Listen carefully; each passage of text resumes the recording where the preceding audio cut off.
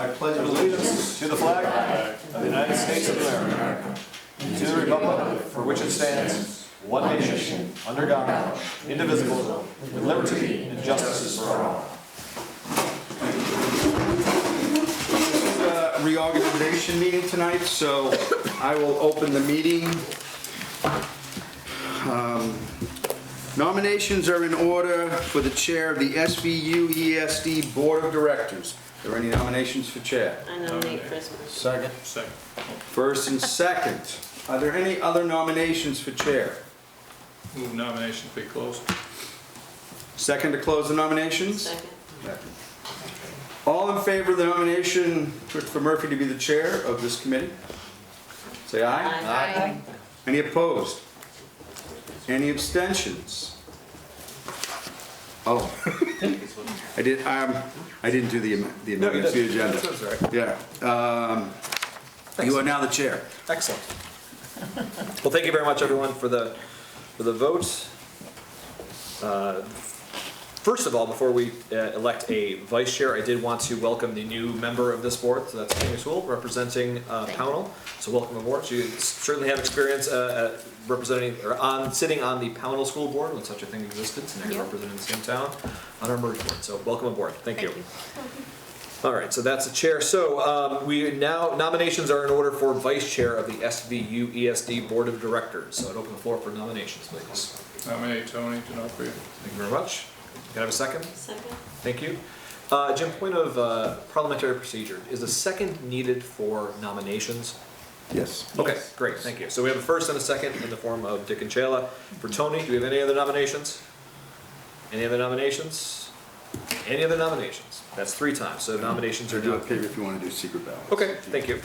Nominations are closed. So I would entertain a motion to elect Tony D'Onofrio as vice chair of the SVU ESD. Thank you, Chayla. Can I have a second, please? Second. Thank you, Dick. Any discussion? Hearing none. All those in favor of electing Tony D'Onofrio as vice chair of the SVU ESD, please signify by saying aye. Aye. Any opposed? Any abstentions? It is in the affirmative. Congratulations, Tony. Thank you. Nominations are in order for the clerk of the SVU ESD Board of Directors. And I would open the floor for nominations for clerk. I nominate Scott. Okay, Second. very good. So I believe we can elect someone in absentia, You can. which I It's do been it all. done before.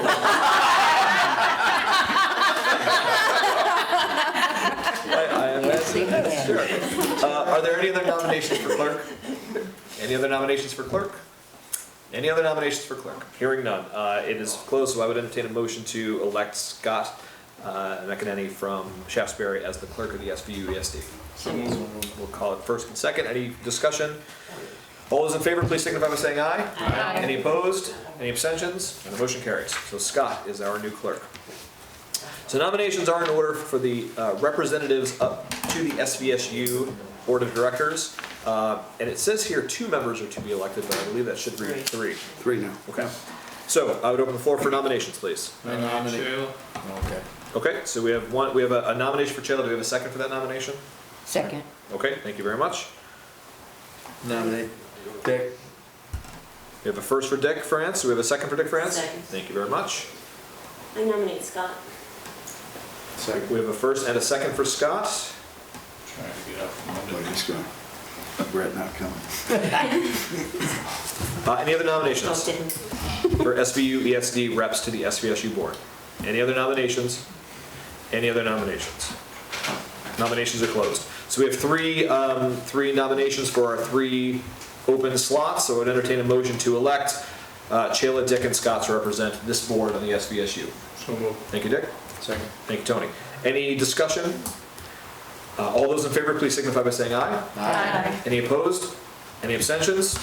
And it carries. We also need a nomination for an SVSU board alternate.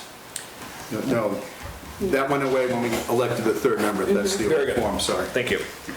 So committee assignments, if there are no objections from any of the individuals, I would like to maintain the committee assignments as they were. And just for reminders, Tony is the chair of the Facilities Committee. Cindy is serving on Finance. Susan is serving on Personnel. I am serving on the Policy Committee. Scott is representing the Tech Committee. The ESP negotiator is Cindy, although there won't be much work coming up this year for that. Scott serves as the teacher negotiation committee rep. And because that process is in the state that it's in, I think we should keep someone on there. Now, Tammy, Angie had been sitting on the food committee. I don't know if that's something you're interested in. Great, so thank you for that. You would now sit on the ESP negotiations are still ongoing. Are they still ongoing? My mistake, thank you. And that leaves an open slot for the administration negotiation. So if anyone, what I would ask is anyone who has an interest in serving on that, let me know over the course of the next 7 to 10 days, Your please. contract probably won't be up during this year. Is that right? It will not be up, yeah. Okay, Yeah, that's the principles. right. Right. The problem with being on ESP is they keep meeting at 3:30. I have an obligation, a family obligation. Okay. I haven't made one yet. Okay. I've requested they make it a little bit later, and they seem not to want to, so. So let's take that off your plate then. Yes. Yeah. So in that case, we will, certainly if anyone wants to on paper represent this board in the administration negotiation, let me know. But we do have a need then for the ESP negotiating committee. So let me know in the next 7 to 10 days, please, and we'll make a decision based on that. I think the administrator's contract doesn't come up for another 4 years. Yeah, we signed a 5-year contract last year. Okay, so very good. All right, so that's the order of reorganizing our board is done. So thanks for everyone for continuing to serve, because we do important work, so that's good. Agenda item number 3, opening up for public comments. I have a question. Yes, Susan. It's about our tax rate. If we're one board and all the children's underneath that one board, why isn't the budget divided by all of our students and every town has the same tax rate instead of every town having a different tax rate? If we're supposed to be all one unit now. Yep, so I think definitely Director Gordon can answer this better for me, but I'm gonna take a shot and she'll tell me if I'm wrong and she'll correct that. So I think it has to do with the tax rate per town being set. Each town has a different tax rate itself, or a different estimated home value, that's what it is. CLA. Common level of assessment or appraisal, one of the two, for the property of the town. And because it's different per town, that's going to affect the tax rate per town. So with that said, I would turn it over to Director Gordon, who can fill in the blanks and correct any of my statements. You're right. So when you look at the tax rate across, for all the schools, it blends to one tax rate for the elementary school district, and then one tax rate for the high school district. And then per each town, we actually have to proportion those out based on equalized pupils. So depending upon how many students from Woodford are at the high school, that gets applied to the high school rate. And then how many students are at the elementary level, that ratio gets applied to that rate. So it's a blended between the two. And then on top of that, another issue is exactly what Chris just mentioned, was the CLA, which is based on. See, and it hurts us because we only have, 421 people, counting the kids in Woodford. And our taxing ain't gonna change anyway, because we have no business, we have nothing to say up here, so. And it seems like we're always getting the highest increase every year than somebody else. Like it's 12 point something more this year. And I just didn't think it was fair because of the difference. I always thought there would be one, and that it would be just divided that way, and we would pay the same rate. Yeah, I mean, I think it has nothing to do with the fact that our board is merged, and has everything to do with the way that the state appraises property. So I think that happens at the state level. I have a question. Pownell went up 10% for our school. We have never gone up 10%. So I don't know if I truly understand what you're saying. Our students did not. We didn't drop any students. But the Woodford and Pownell assessments went way down. Both of them. They were the biggest Our drops, county right? level of appraisal is still above 100. You are. What happened with this year though, our ADM, which is our average daily membership, dropped by over 60 students. Not in Pownell. But it's not just Pownell. So It's- you it's the see here again, I don't whole- understand. Why? If you're all together in one aspect, you should be all together in all the aspects. I don't understand that. Act 46 was supposed to save us money. So far it's cost us money every And year. people don't, I know, I worked the polls for 14 years, 14 hours this year. People come in, they pass the budget. I was praying that they put the budget down and the state would help us. when October comes and they get their bill, I'm moving to Alaska because they're gonna be calling and saying, why is our taxes so high? 10% on a school is unheard of. And I've been on the board 20 years. Never have we ever had a 10% increase. And ours is over 12%. Let's be clear, the budget is not up 10%. But our taxes are, mine's up over 12%. I'm not Estimates, for- they're estimates at Yeah. this point. Yeah, our estimate.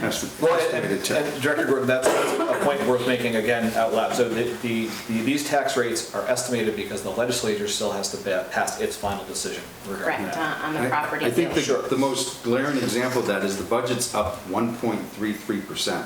That's what the budget's up. That's all it's up. What's impacting your towns is the way It's it is assessed to you, which is out of all of our control. It's, Our we assessed didn't property design the value. funding system. So again, it's out of the control of any member of this board. I mean, we had several meetings about this, about the budget, and all the different drafts that Director Gordon put together. I do think I think we should be cautious about ever stating that the board hopes that a budget will be voted down, because we created that. We created that with the input from administrators and principals and building staff, and with our directors looking over it. And so it's you're absolutely correct, that is a hard increase for a town to swallow, for a homeowner in a town to swallow. But the budget is something that we passed. We as a board decided to put that before the public, and for us to say that we then wish it gets voted down, I think is improper. I'll put that out there. And I would also just point out It's my that opinion. there is part of the savings that was forecasted was if we merged of our own accord. And we did not have the votes in all the towns needed to make that happen, and that's part of, I think, what is We being did not felt get now. the tax incentives by Right. voluntary merger. Right. Nor did we get the mitigation money. Right, and so. That tax incentive is like baloney. It would have given you, the first year would have been fine. After that, they would have raised it. So I don't believe you should be using that as well, we shoulda, coulda, woulda.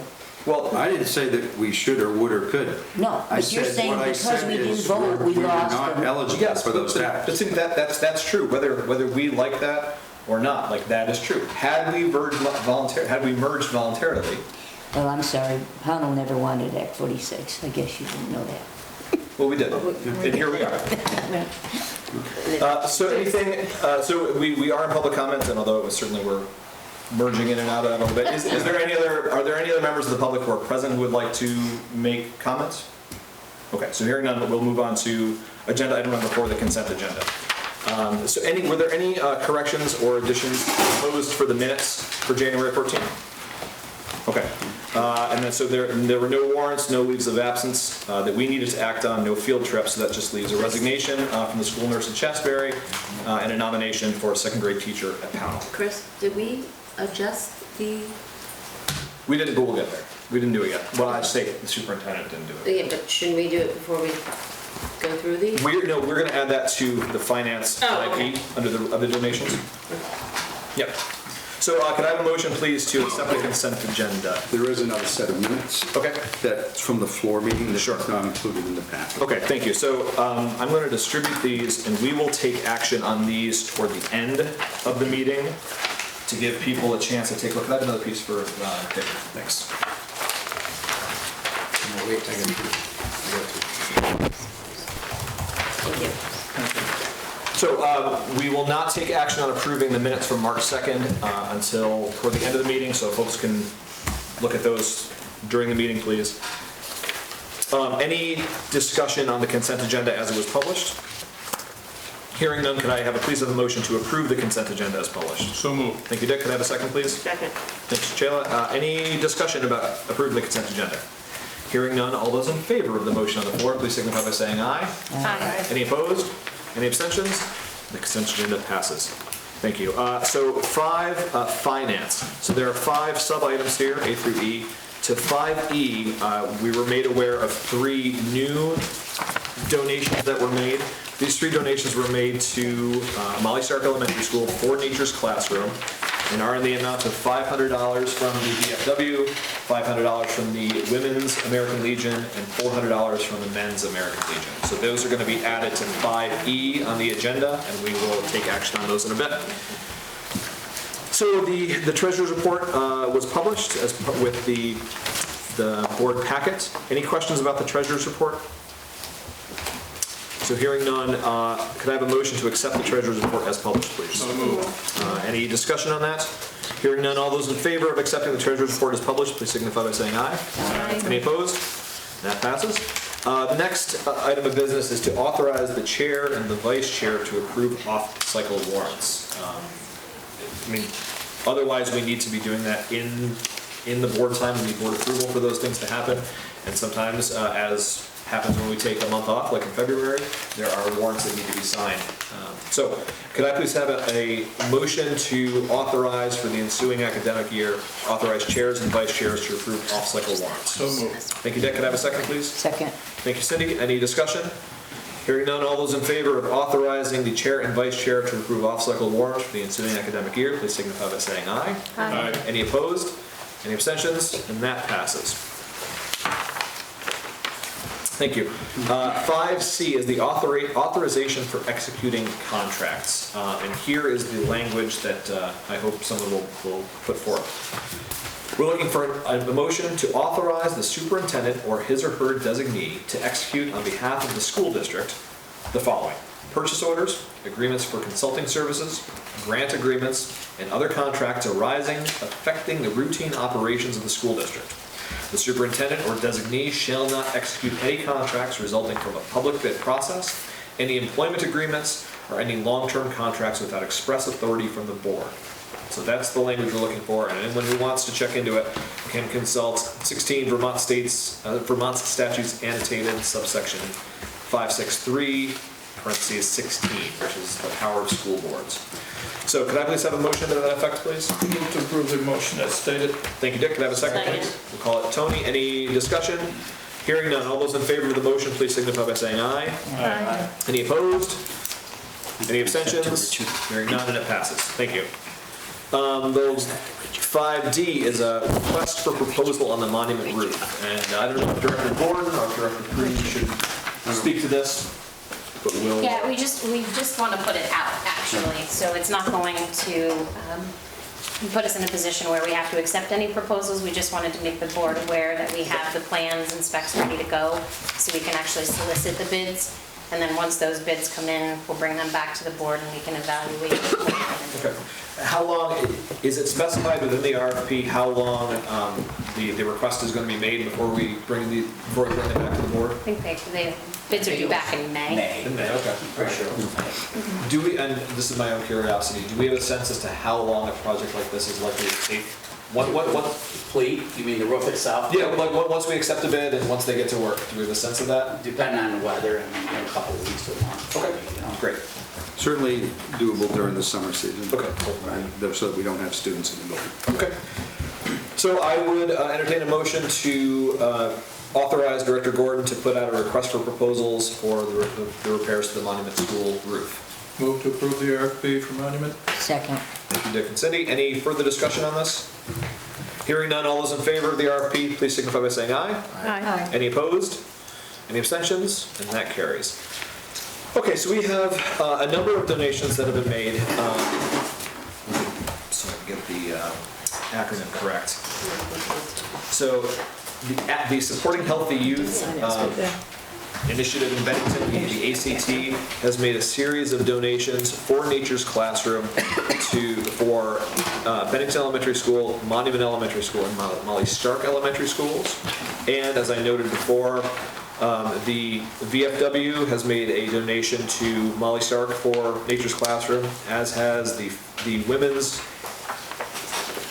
American Legion, thank you. The Women's American Legion and the Men's American Legion also made donations. So I would entertain a motion for the board to accept all of those donations, please.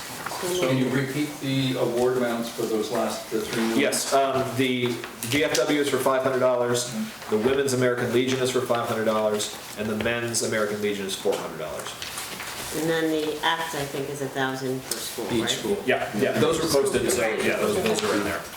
So I would entertain a motion to accept all of those donations, please. I have a question Yep. before you vote. Again, I'm on the board to represent Pownell, and I look at this Bennington Monument and Molly Stark, and yet the rest of us aren't involved in this.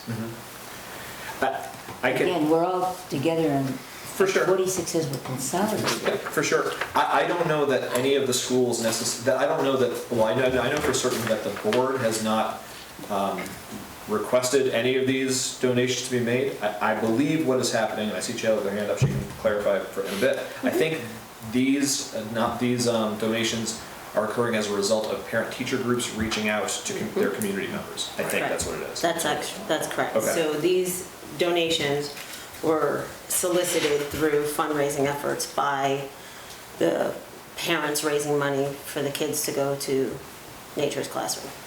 So that's why they're made specifically to those schools, because those are the schools that are going out and requesting the donations. But because it's all on board, it has to come through here for approval. Well, I know everything has to come through here, I guess. So I think certainly the PTGs of any of the schools in this district Can do it. could solicit those donations. Yeah, Principal Foster. If I may? Please.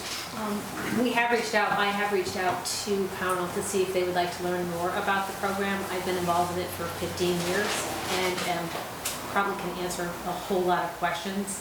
And at this point, they haven't felt as though they would like to join the rest of the schools and participate in this activity.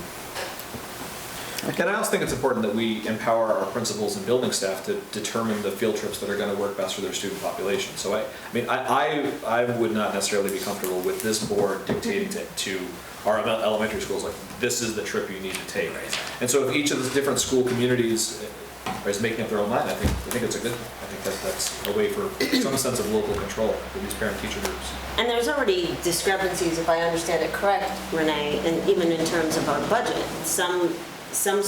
The way the budget was written, some of the schools were fully financed by the budget, and some schools were half financed, like the BSD is half financed by the budget. Woodford is fully financed, and Shaftesbury, I believe, was fully financed. So that's why the parents of the schools in which are not fully financed by our budget have to go out and fundraise so that these kids can go. So that's where these donations are coming from. So they're supplementing that half financing that the budget was providing. And I believe that the Shaftesbury one was through a donation, a previous donation, and that's where the money for like Shaftesbury, why they were fully funded in the budget, because that money was already Set aside. set aside for that when the merger Your school happened. goes to this too? Yeah. It's an individual school decision. Decision. Principal may decide that they want to do a different type of activity than Nature's Classroom. It's not for everyone. And certainly if an individual principal wanted that, and when we build their budget, we would make sure that there's budget funds for their request. Again, I'm just trying to wrap my mind around all of us. Right, and that's why it's still an individual choice if that school wants to go or not. I would never advocate that Nature's Classroom is for everyone. Because it only works well if the school wants to embrace it and there's staff in that school that want to go. Because they have to go, they're away for a week doing it. So it really has to come, it works best when it comes from the ground up. And they come as a group of parents and teachers that want to take their school there and they come to their principal. Instead of us going to Nature's, whatever you call it, we'll do more field trips. Yeah, I don't know what the principal has in his budget. Okay. All right. And another point to some of these donations are, like, I think they're dictated by the person donating it, that that's where they want their funds allocated. No, I know, yeah, the Shaftesbury one, absolutely, that's what it was for. Okay, so we still need a motion to accept these donations, please. So moved. Thank you, Dick. Thanks, Tony. Any further discussion? Hearing none, all those in favor of accepting these donations, please signify by saying aye. Aye. Aye. Any opposed? Any abstentions? Very good. And so our thanks to everyone Hey, Scott's clerk, maybe we'll have him write some thank you notes. So moving on to item number 6, policies. We have previously warned policies 5050, 5065, and 5400. We warned all of those on December 3rd of last year. These were policies where we got a lot of input from our attorneys around properly how to properly frame these items. So if there are no questions, I would entertain a motion to adopt these 3 policies as warned. May I make a suggestion? It seems like in the past, we have been advised to adopt individual policies Okay. rather than those in a group. Very good. So let's entertain a motion to first accept 5050 as warned. So moved. Second. Very good. Any discussion on accepting 5050? Hearing none, all those in favor of adopting 5050, please signify by saying aye. Aye. Any opposed? Any abstentions? Motion carries. Could I have a motion to adopt 5065, please? So moved. We'll let Richard figure that out. Any discussion on adopting 5065? Hearing none, all those in favor of adopting 5065, please signify by saying aye. Aye. Any opposed? Any abstentions? Hearing none, the motion's carried. And finally, could I please have a motion to adopt 5400? So moved. Any Even further like, oh, discussion that. on adopting 5400? Hearing none, all those in favor of adopting 5400, please signify by saying aye. Aye. Any opposed? Any abstentions? And the motion carries. So all 3 have been adopted. Brings us to agenda item 7, educational matters, to which we hand the floor over to Principal Foster. Thank you. I'm not quite sure I can speak as fast as you.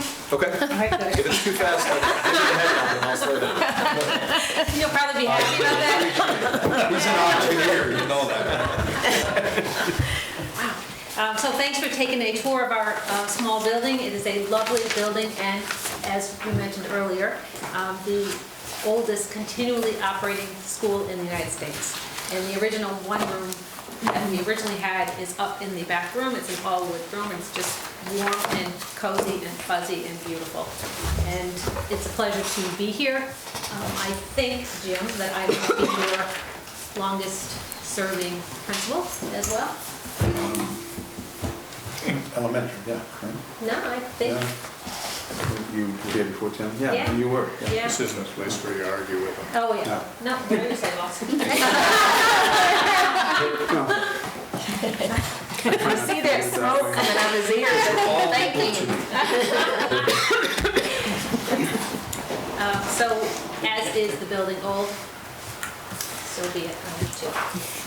It's the oldest continuously operating elementary school on its same site in the United States. Yeah, it's small. That was beautiful, great. So it is a warm and fuzzy place. We are able to do a lot of off-site learning. We find that very important for our students to get out into our community.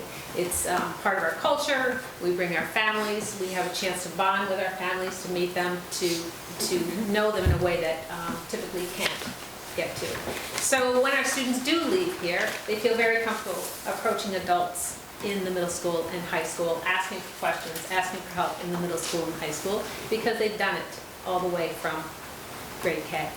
And what I've learned from students who have come here later on, in their years, maybe 5th grade, 6th grade, it's a little bit more difficult of a transition to go from a bigger school to a smaller one, because, as one student told me, they could drop a piece of paper in the front up here, and by the time they got to the upstairs, I would have already heard from 4 people that they dropped the piece of paper and left it on the front yard. So everyone is well aware of what to do, what the rules are, and how to follow them.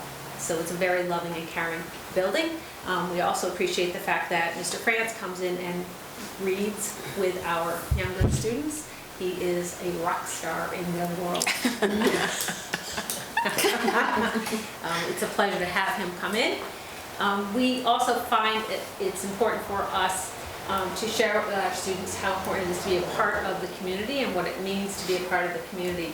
And I want to share with you that that doesn't just limit to our students. Our staff is very much involved as well. We have our newest teacher who did come from Pownell, who is a foster care parent, as well as taking additional grad classes. We have a former police officer who is a youth football coach, board member of youth sports. we have Melissa sitting over there in the corner, who is a Eastern Star, which is part of the Shriners Group. She also serves on the Tech Committee, the Standards Board, Professional Development Committee, and the ELA Committee. So very impressive that they are doing that. And I also And she serve on used to the... take your minutes. And what? And she used to take your minutes. Yes, and she used to take our board minutes for our board. You look relaxed over there. And I also serve on the Food Service Committee, the Policy Committee, these fine gentlemen, the Evaluation and Professional Growth Committee that we had last year, and I also work with the Tennis Center to do their education and tennis programming. I have done Nature's Classroom for 15 years, and I find it to be a great program for our students to have the opportunity to grow in a way that they could never grow in any other setting. And it's a lot of fun to watch them become independent, as you know, to start off a little bit timid, but at the end they really gain confidence. It's an amazing program. A few things to ask the board to consider as you move forward, especially Cindy, you're talking about how we become one board. If a school, another school in our new district is looking for something that we have, do we loan it, do we not loan it? I'm thinking in particular that our school has a lot of instruments that our board purchased for the school, but they're not always used. So how do we, if we do, loan them going forward? How do we do that? How do we make that happen? What is the procedure? Is it a policy? Is it, how do we go forward with that? I also want to make you aware, sorry, do you have a comment? No. All right, okay, yeah, I just want to make you aware that we did get our lead testing back just today, and we found that a water fountain that we had already planned on replacing with a bottle filler came just at the level of not being suitable. So it was already slated to be replaced. That'll happen very soon with facilities. That's all I have. Any questions about what it's like to be in a small school, or what it's like to, or any of you ready to have your children come to a small school as you think about school choice? Thank you very much, Mr. Foster. Any questions or comments? Great. Well, thank you very much. Thank you for the tour. And I think it's, well, I'm going to save it for my share report. I'm going to say what I've already said. Great. So we're going to move on then to agenda item 8, the superintendent's report. So Superintendent Culkeen. Pass that down to Mr. France, please. And pass that, thanks. I'm going to pass out a few things so you have them in front of you, and then I will speak to them. Thank you. The other thing I'm going to pass out, a simple one. This is the most current Board of Directors information that we have. I'm going to pass around, ask you if you mark it up. We have your address, cell phone, email, anything incorrect. If you could correct it for us, it'll make sure that we can contact you.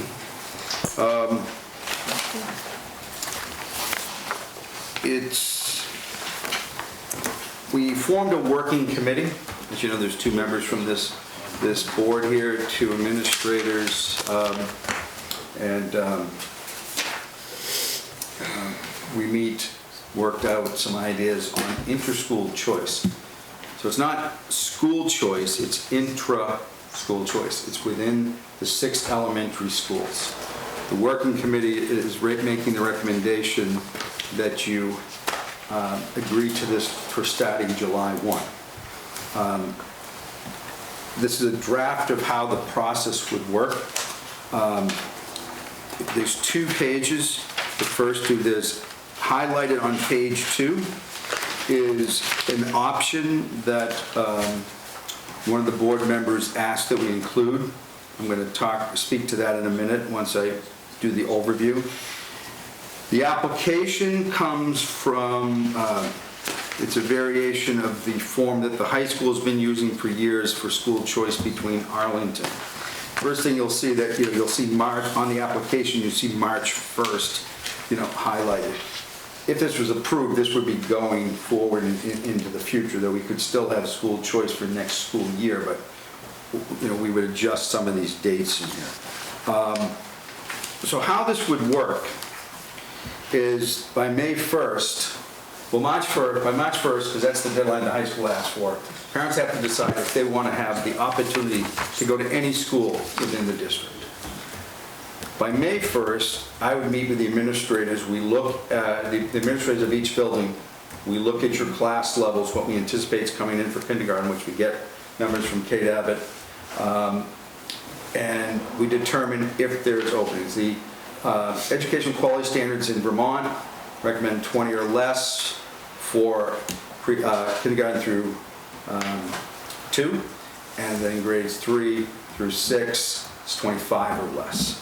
I'm not saying that we would go that high, 25, but we would look and see if, what are we looking at for averages throughout the district, how many seats are available. And we would publish that list. We would say that in Powell Elementary School, there's 2 seats available in the 1st grade and 4 seats available in the 5th grade. They have 2 seats available in kindergarten here. We would publish that list on our website, and parents could apply for those seats. This outlines how a lottery would then work if there's more requests than seats. On the first page, it talks about the only priority on the first page is, once this is running for successive years, if there's a sibling here at Woodford, for example, we would give priority to the sibling of the child already here in school. And this would become the home school of that student if they're accepted, and they'd be allowed to stay for as long as they remain a resident of one of the towns in the Union Elementary School District. The working committee, it was recommended by one board member on page 2, what's highlighted, priority given to students. So I was tasked with reviewing that with the school attorney. So it is legal to do that you can have that priority, because that was my first question. But they cautioned that it's not an equitable priority, because any of your staff members, oh, I should explain what it is highlighted for people who may be watching.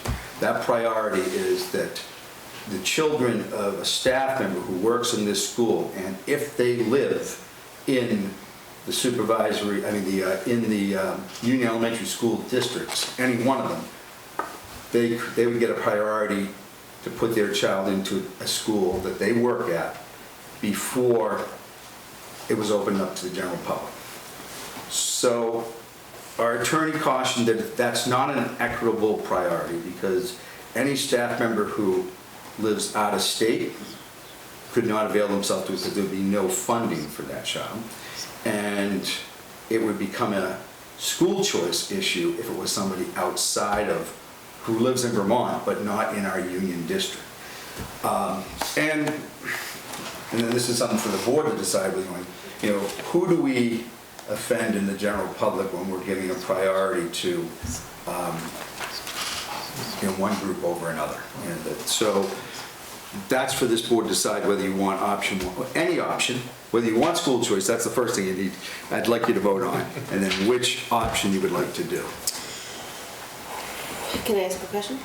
Where does, just curious, where does the middle school come into this? Because of the fact that half these elementary schools go to 6th grade. So right now, they don't come into it. That could be one of the next things that we work on, is we have no authority over the MAU board. Okay. And we're still trying to get clarity from the state, because remember the founding document of this new school district says that you're responsible for the education of all students pre-K through 6. Right. So we still have not received clarity from the state on that. But I keep asking through our attorney and myself. Because don't we pay MAU for those students? No. How does that work? They're counted as their students in their student count.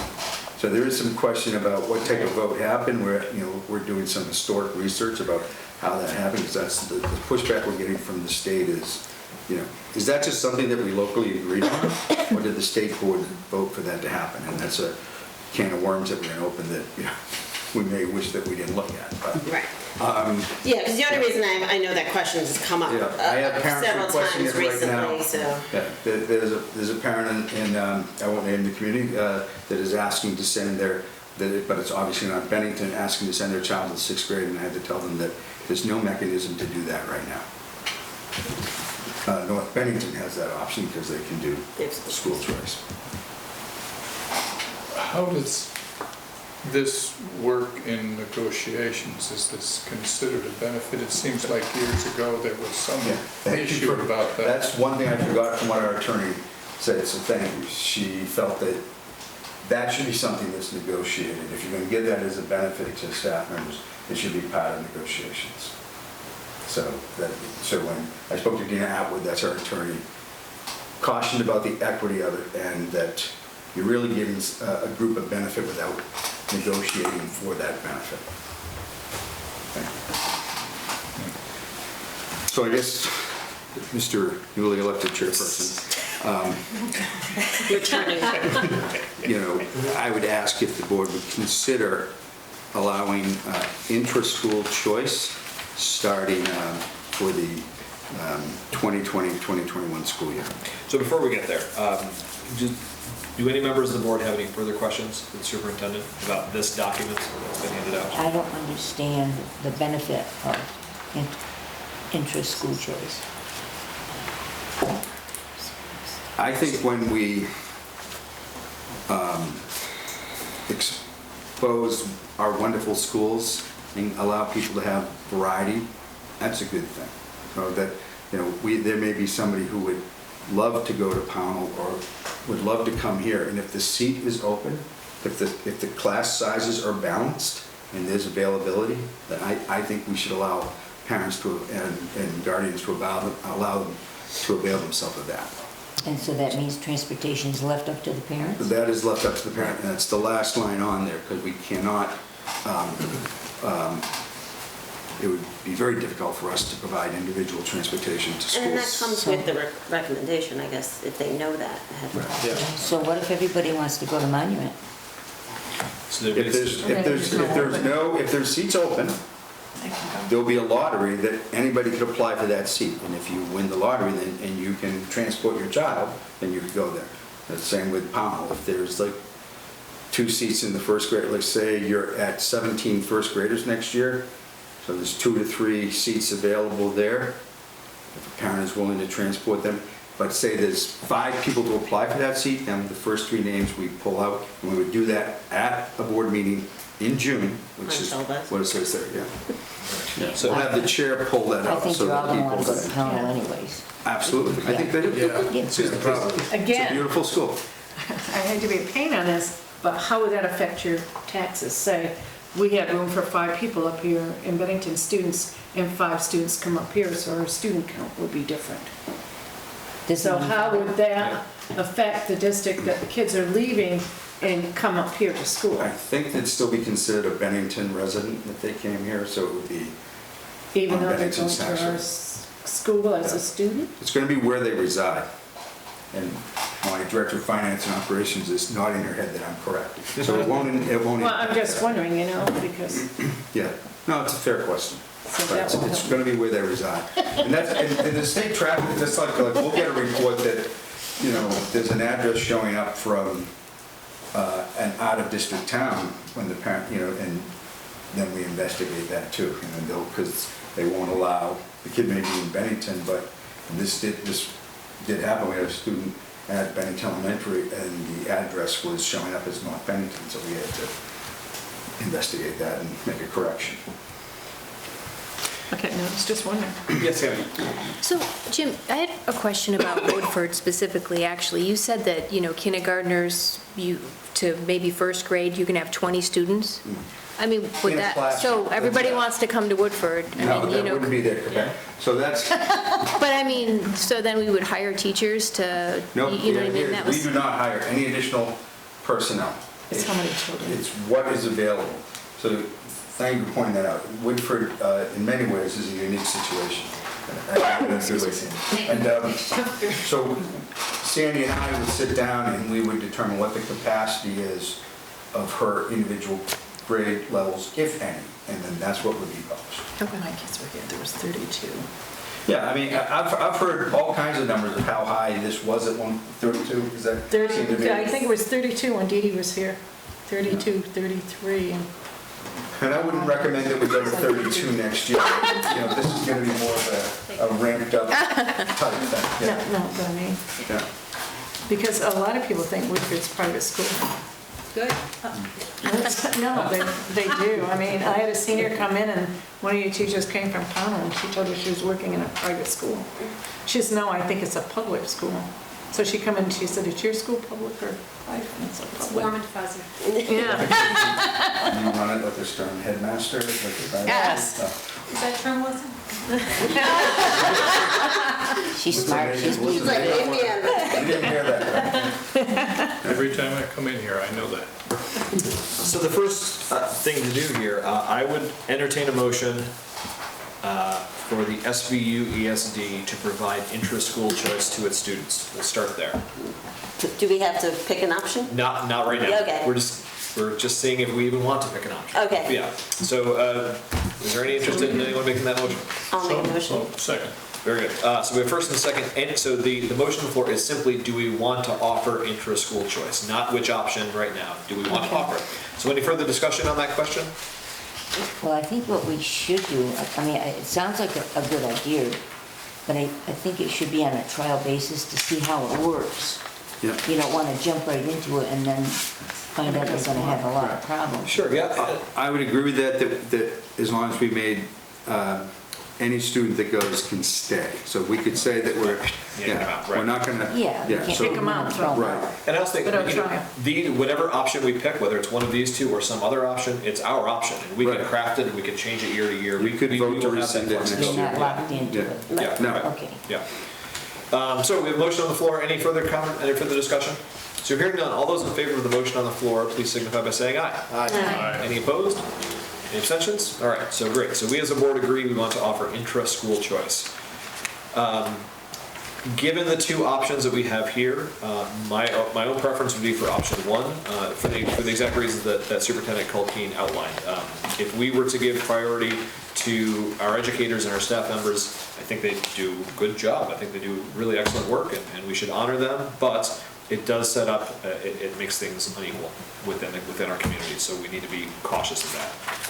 So my preference is for option one, but certainly anyone can make a motion of any sort to propose either of these two options. I'll move option one.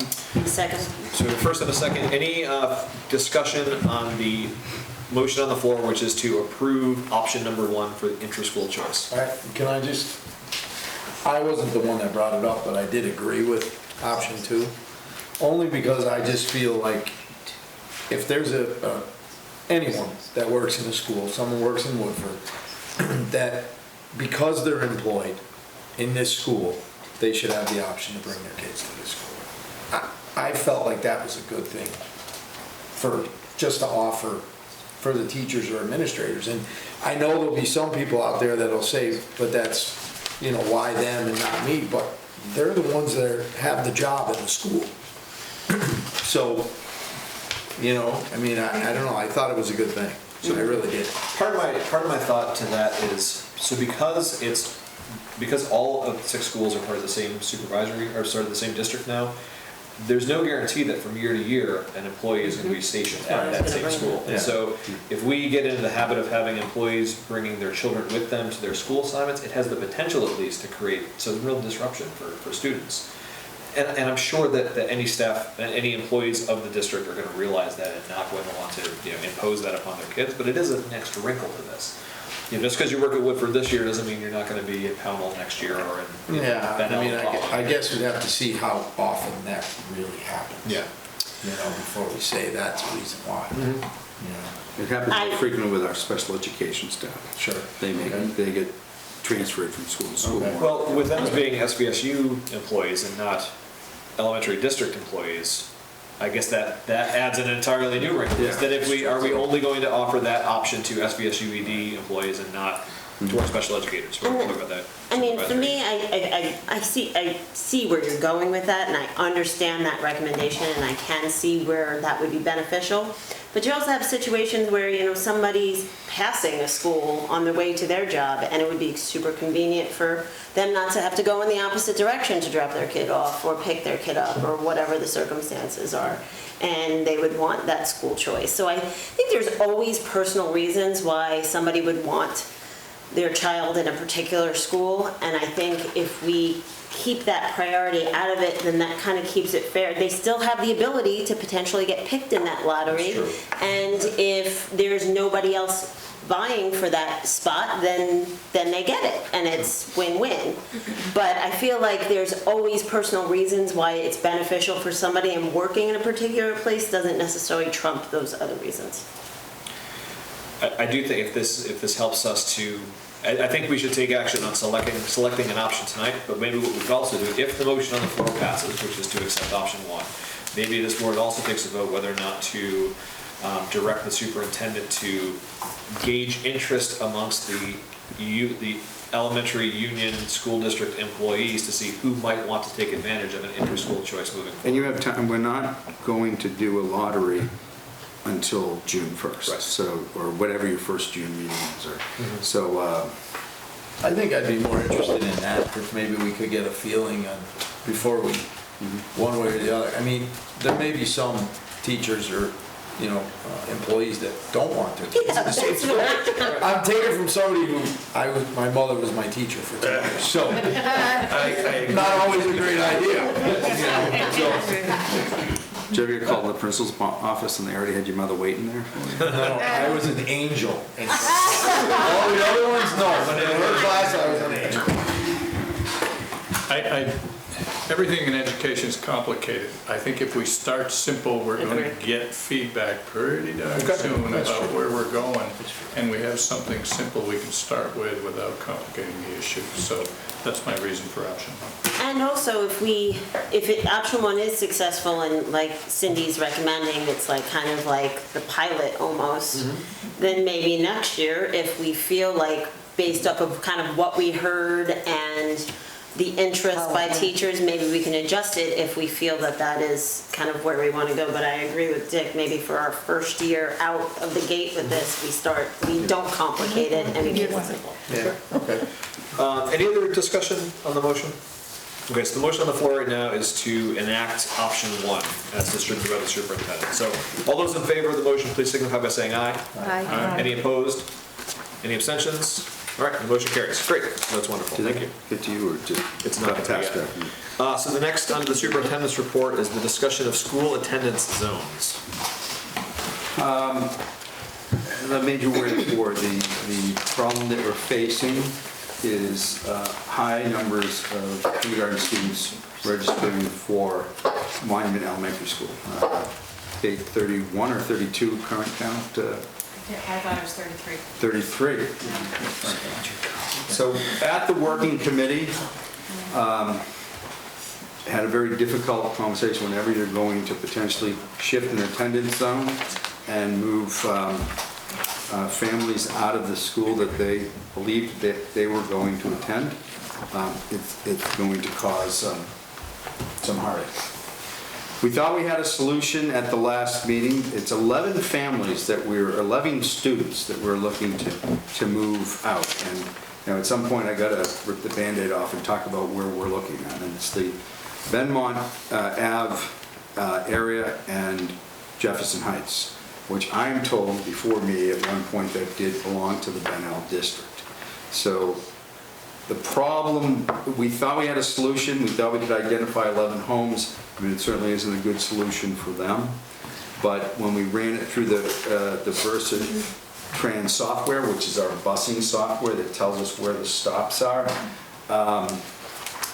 the numbers didn't correlate with what we came up with at the meeting. It looks like we only have 6 students that could be moved into the Bennington Elementary School district in that area because of siblings that are already attending Monument.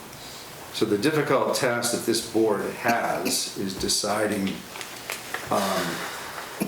the option the options that we're looking at is a portable classroom, but we don't know whether we can do that, you know, and I'm going to expand on that in a minute. But say that that is not an option, the board has to decide whether you're going to tell families, let's say your third grader at Monument Elementary School can stay there, but your incoming kindergarten student's going to need to go to Benel, and they're going to be at two different schools, which nobody likes. Or you're going to go deep into what people consider to be Monument School attendance zones and shift them to Benel. And I mean, like, you know, a street away from the school, you could be looking at saying, you gotta go back. So because the solution we had kind of fell apart, I'm gonna call the working group back together so that we can,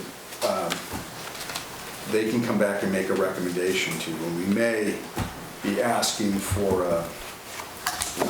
I don't like more meetings than we have to, but we may have to have a special meeting because the principals are anxious because they want to tell, you know, apparently their kinder camps are starting, registrations, and they need to know where these kindergarten students are going to go. And this is being recorded by CAT TV. I'm sure, you know, as this filters out, it's not a good situation. And Monument has no physical space in its building for additional classrooms. They already have 2 first grades as it is right now. They had 24 students in their kindergarten class this year. So I don't know yet if this is a trend that's coming up. So I'll go back to the portable classroom. It's an option. Jerry and Renee got some prices for us. Rough numbers, a 2-year lease, like $35,000 a year. Is that about right? Maybe a little on the low side. We'll have more expense up front because of the site work that's going to have to happen. Portable classroom down the back parking lot. It would have a bathroom. That price does include water and sewer estimates, or allowances, I should say, for water and sewer tie-ins. So with like any construction project, it could fluctuate. There's a zoning issue. Our engineer is working on that, so I can't tell you that that would happen, if that would get approval. Monument is in a different, underneath a different board that would approve that than what Bennington Elementary and Molly Stocker. So it's the old Bennington zoning board of appeals that would have to approve that. And as I said, I had hoped to hear back from MSK Engineering. I told them we were meeting tonight. I would love to tell you where we were. They were to broker a meeting with neighbors so that we could address concerns. That has not happened yet. But that solution may only get you a year or 2 down the road with what we're experiencing at Monument. But what that would do is put you beyond the restriction on attendance boundaries from other towns. At that point, this board would have the option to look and say, like, well, maybe, you know, this street at Monument is going to go to Pownell, and this street in Monument may go up to Shaftesbury.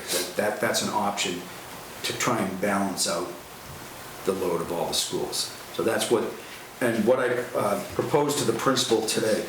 I don't like the idea of isolating, if this is the solution, I don't like the idea of isolating a single classroom out there. So my recommendation is that we would move the library out of Monument and put the library in the outside portable classroom and make the library the additional kindergarten class, so no classroom is isolated. And I think the principal is pleased with that suggestion. Makes more sense. Yeah. So we'll call a meeting of the working committee, but it's all out there. You know what we're facing. There is no easy solution. There will be some anger and heartache with this, and there's no way to sugarcoat that, and we just have to keep focused. And as difficult as it is think of what we just voted for on the school choice. I get the irony of this, that we will give a priority to siblings under school choice. But in this case, we're faced with maybe telling parents that the sibling can't go to the school. They're gonna have to go there. And we give the parents options, like, I mean, you would have the option to take your third grader out and move that also to Bennington Elementary, or maybe you want to avail yourself of the option that you just voted right now and go completely school choice at another school. So we're going to keep working that solution, but I wanted to bring it up to where we are. Any questions on that? Not touching it. Cindy, were you on the board when they, oh no, you were not on Bennington, right? So you were in Powell. So I know Bennington did this long before me, but I don't know if anybody, no, I'm looking, if there was nobody, no. Jerry was here, probably would have. They did something similar to what you were talking, if I remember. My old mind is catching up with me or not. That they did some choices with having the siblings go. If your siblings and were at that school, you stayed at that school until, until they all went through it. So, yeah. And, yeah, that was a good, I don't know how many, a lot of years ago. Yeah, I think some of the Maui Stark kids went to Minot at one time. Yeah. Okay. Before I go into the COVID-19 update, we'll do the easy one. If lead in water is ever an easy discussion. Jerry, Renee, all our results are now back from our elementary schools, or are we waiting for anybody? Yeah. For today. Yes. Yeah. So clearly with the age of our buildings, we're, in Vermont's tight standards on lead and water, we're having a lot of taps that come back that are showing above the recommended levels for lead. So the process we have to do is, they all have signage now that they're not for drinking, and have we disconnected any at all? We have Molly Stark, everything that came back that was above the state's level have been changed out already. We're flushing as to the state's request, and once we hear back from the state, we will retest those fixtures, but they've all been changed. Monument, we just got back the 3 faucets up there, which I've already ordered, and they're going to be changed out on this Friday, in service day, and then we'll do the same to them and then test. Yeah. The caution being that the changing of the faucets may not be the solution. Those of us with some construction background know it could be deeper into the building, but that's what further testing will tell us, and until then, they're basically hand washing stations only. Exactly, yeah. Did all the schools fail? All schools have some failure. Except Shaftesbury. Yeah. Shaftesbury didn't Had really none. have And do you know Powell's numbers, Barney? Pownell had a few, and Kevin's on it, like he's Yeah. taking care of it. The plumbers have been there, he's ordered faucets, so. Also sure in the middle school, which is a newer building. High school, particularly in the CDC building, which is even newer. So there's no rhyme or reason to it. The thing is, fixtures only had to 7 or 8 years ago when they started saying don't put any lead or anything in your stuff. So Where most solid of the pipe time- was like the late 70s. Yeah, early most of the 80s. time you'll find it in the fixtures because of, that was in the brass of the fixtures, and that's why, and the water sets in them, so. Yeah. And just so you know, like the vast majority of the hits that came up above the 4 parts per million were on first draw. So that's like there had been no water run out of these faucets overnight. So it was immediately, you turn that tap on, you're collecting that. And then they had to do a second round of flush. So the water ran, and then I think just about every single one came back in under Yeah. what the limits are, Which but it's is just that first draw. what you would expect, and a lot of good practice, like I know mine, even Let at it run home, a minute. I let it run. Yeah, yeah. Even in the vet's home, we had some 240 valves we had to change because all the seats included lead up until recently. And once we changed all the seats, we ended up having to change the valves because the seats became brittle in newer assessments. So if I understand this correctly, the state paid for the test, but we pay for the remediation of that? There is an allotment for the fixtures, but it's not probably going to cover the entire We're cost. keeping track. And it's not going to cover the labor to replace it. Not likely. So they do, they have a chart for what type of fixtures and how much of an allotment we can have back for it. So COVID-19, I was watching the news every day, and I would see the map that they put up, and New York had a case, and Massachusetts had a case, and New Hampshire had a case, and Vermont wasn't colored in. And Sunday morning, Vermont's colored in when I'm watching the news, and I said, boy, I hope that's somebody up in Burlington, but no, it was here. So that starts the concern, not that we weren't getting concerns beforehand, but, you know, I think we're doing as much as we can right now. We follow daily notifications from the Vermont Board of Health and the Vermont Agency of Education. The Agency of Education is filtering to us the Board of Health notifications, so we're getting advisories daily. I spoke to the Secretary of Education yesterday. There's no plan to close schools, and I just want everyone to hear that, because the phone calls started on Sunday that people had heard that I was closing school, and I'm not. Doesn't mean that we're not doing our due diligence and doing protection, and this is a real fluid thing that could change overnight. This afternoon, the Massachusetts governor declared a state of emergency for the entire state. New York is in a state of emergency. So I don't want to panic, but I also want to make sure we're doing due diligence. Jerry and his staff and Jantronics, which is our cleaning company, have all been, instructed on what the practices that they've already been doing, but we still have, refreshed it, which is simple that, doorknobs, all hard surfaces, faucets and sinks, they're cleaned nightly.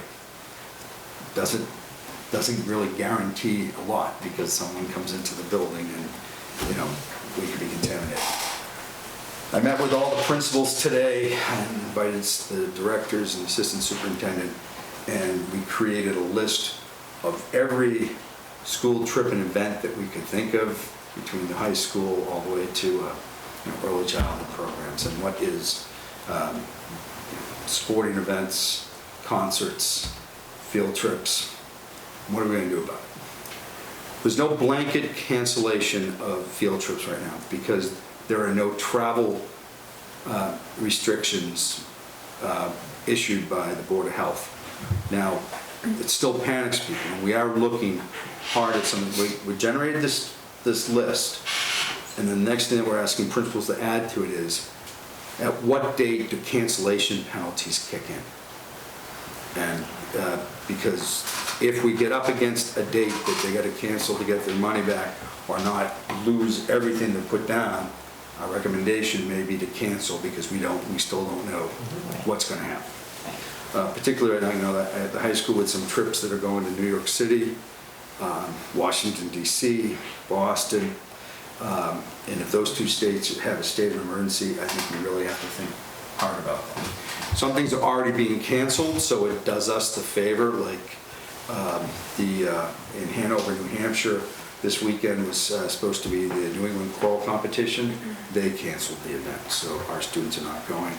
There's a high school participating in a dance competition, right? Dance. Yep. That's been canceled. High school wrestling team is supposed to go to Virginia at the end of this month to compete in the national wrestling competition with 5,000 wrestlers. I'm very concerned about that. Yet I realize that for those seniors, this is the biggest event of their life so far. And so that list will give us that information. There is like a nature's classroom we talked about tonight. This may change with the advisory that we get from Board of Health and Agency of Education, but if we're taking this classroom and just moving it to another location, I'm less concerned about that. Yes, there's some staff members that that we don't know, as opposed to, say, I'm sending 100 kids into Boston and they're touring the Museum of Fine Arts with the general public.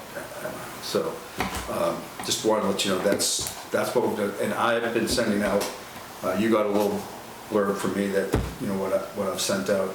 We've created a script for our receptionists that answer the phone, what they should talk, and those will be updated as we get additional information. And I put up an updated message to our website tonight, based on the latest that we're getting from the Department of Health, and I will continue to do that. It's unfortunate, but It is. It we have is. to keep our kids safe. And I think that concludes my report. Very good. Do we need to take any action about the Orchard Road salt shed testing? Yes, thank you. Yes, we asked you about this property and whether we bought it. You agree we're going to consider buying, taking possession of it, buying it, and but we need to do you to authorize spend it. 1,900 is that the price I'm hearing? Or? No, so the test has already been done. Okay. And it came back with, he doesn't feel like there's any additional testing that needs to happen. I don't know if anybody like read through the whole 367-page report that he sent, but That Twice. doesn't make I read it sense. twice. Anyway, Just saying. I didn't even know They don't that. have any lead, I read it twice. So move forward. Are you recommend? so at this move point, forward and accept that? the engineer is, basically saying that the test wells that they have there, they could continue to monitor, but there isn't really any concern from his perspective. Of course, if you were going to disturb the site and try to build a new building and put a foundation in, you would have to follow, test. but, for parking and storage, which I think is pretty much the goal, and salt storage. Did he say if it would be an issue if we ever wanted to pave it? Because, we're not disturbing soil if we did that, and wouldn't you go down to put a new graded base down before we pave? No, I don't think they would. I don't think it would be deep enough. Not going down that far. So we need a motion then to assume possession of, we'll call it the Orchard Road. Or, I guess we just need to continue to To move forward, forward with it. based on this test 'cause result. we'll have to meet with the town now and see what Okay. exactly, so we'll tell them that the board is, based on the test results, you're still interested in the property. Okay. And so we're directing you then, Jim, to move forward in that process? Yes. Okay, so could I please have a motion to that effect, please? So moved. Thank you, Jim. Second. Thank you, I didn't hear the second. Me. Thank you, Jill. Any further discussion on this? Hearing none, all those in favor of the motion, please signify by saying aye. Any opposed? Any abstentions? And it passes. Great. Question though for Jim, is there something that we were discussing with this? No, that's just informational. Okay. Thank you for, we do a regional calendar, if you remember, so we coordinate with Arlington. Anyone who sends to our tech center here in Bennington, by law, we're supposed to, so we've submitted that to the state. It's the best we can, because we do a different amount of days and professional learning days don't always line up. We make an effort that the start of school is the same and school vacations are the same, because otherwise a student at the tech center could miss up to 2 weeks of school for different vacations. So this is not final? It is final. It is final, Yeah. great, okay, wonderful, thanks. And do we have maybe I missed it, but do we have a final day of school for this calendar year? Not yet. Not yet. Snow days. Now we're gonna have a snow day because you asked them. But no, it doesn't look this way. Woodford. Well, and then things could change if we have any sort of COVID-19. You're touching your face, don't say that and touch your face. I was watching Jim touch his eye like 6 or 7 times. So that prompted many discussions because, we're having instant meetings with principals and so, everyone's on their phones and, do you know the average person touches their face 3,000 Oh my times God. a day? And someone else said, no, I read it's 200 times a day. And someone said, I read it's 1,000. And so it's like, there's so much information out there and that's why we keep saying that. One thing the Department of Health urges to do is avoid third-party information and only take our information from them on the agency of education. And they are giving us information from the CDC that's in Atlanta, not Bennington. That's CDC, right? So anything else for our superintendent? Great, thanks, Jim. So moving on to the chair report very briefly, just to say thank you to everyone who voted in favor of the budget. It passed, which is great. A reminder to our board members that if you want to serve as the board rep to the ESP negotiating committee, please let me know within the next week or so. I don't think Principal Foster said this with enough enthusiasm. So right over there in this building is the original one school room for Woodford Elementary School, which is the nation's oldest continually operating elementary school on the same footprint. It's amazing to me. 1809. That's great. I just want to say that, because, Boston Latin's older, but they keep moving, so they get. tells me that. I walked in that room and I got goosebumps, because that's really great. It's really great. Okay, just wanted to say that. Then the last thing that we do need to take some action on, at our last meeting in January, we had a presentation from a gentleman from the Alternative Energy Development Group talking about solar net metering. This is a business that has many solar sites going up sort of all the time, and we have the opportunity to jump on as an off-taker from some of those solar credits. So this has the potential to be, we would be paying less in utilities for this electricity, and we'd be moving our school district toward renewable energy. It sounds great, it is great, but in order to observe our due fiduciary responsibility, we need to put out an RFP. We can't just say, hey, yes, Alternative Energy Development Group, we're gonna go with you because you spoke to our board. We need to put it out there. So I would definitely entertain a motion to direct Director Gordon to put out an RFP for more solar net metering projects. Yes. Real quick, Yes. I sat down with another person that's involved in the solar industry just to learn a little bit more about the proposal. I gave him the proposal that we had, and I said, explain this to me better. And one of the things that we have to be careful, I'm all for it, and I think we should do the RFP, but one of the things that we need to be careful of is he qualified that proposal that was given to us as an older model, meaning they base your savings off of a certain increase every year. And the increase has gone up in solar, savings year to year to year to year. And let's say it's 6%, all right? There's a risk as a school district that we would take based on that one, that if all of a sudden it didn't go up and it went down one year, we wouldn't get that 6%. We would get 4%, say, savings. The newer proposals and contracts that are being offered, the companies are taking the risk. Meaning if we signed up for a 6% savings over 20 years every year, if it ever happened to go down, the company would take that hit. We would still get our 6%. So I just wanted to, that's something that was pointed out to me just to be careful of. And I just wanted to bring that to all you guys, and just something that we need to look at when we're doing. I'm all for it. I think it's great, and I think we should do it. But I think we just have to be careful on which direction. So I think thank you for bringing that up, because that's an important point. Another important point is that the groups that we're getting proposals from, we need to make sure that they have projects that are happening.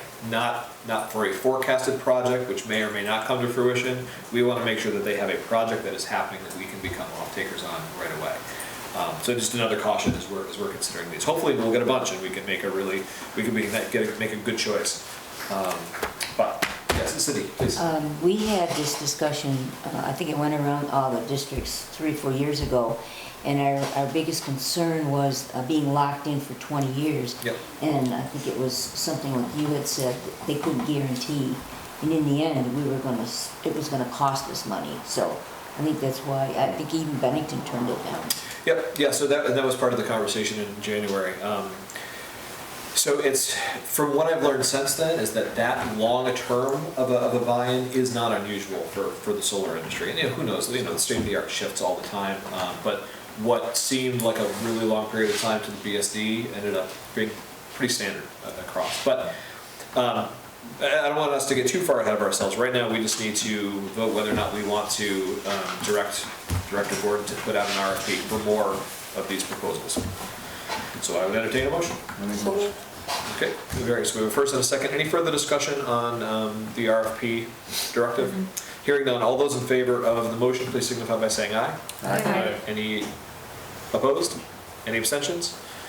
Very good. Thank you very much. So that exhausts the agenda, except for item number 10, FYI. We have the SVSU student enrollment, which was attached. There were 2 donations and awards that were received in February, which were already signed for.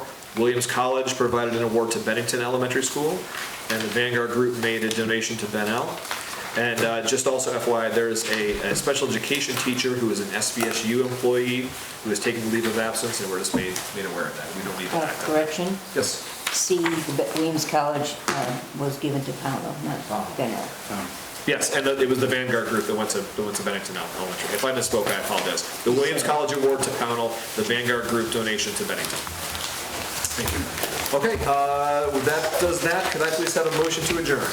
Our next meeting? Our next meeting is going to be at Bennington Elementary School, the second Tuesday in April. Do you need approval on the minutes from March? Thank you, Dick. Yes, we do. Thank you for bringing it up. So we had circulated the minutes for the floor meeting for March 2nd. Does anyone have any proposed amendments or corrections to make? Hearing none, can I please have a motion to accept the minutes from March 2nd to approve? We have a first, we have a second, please. Tony is the second. Any further discussion?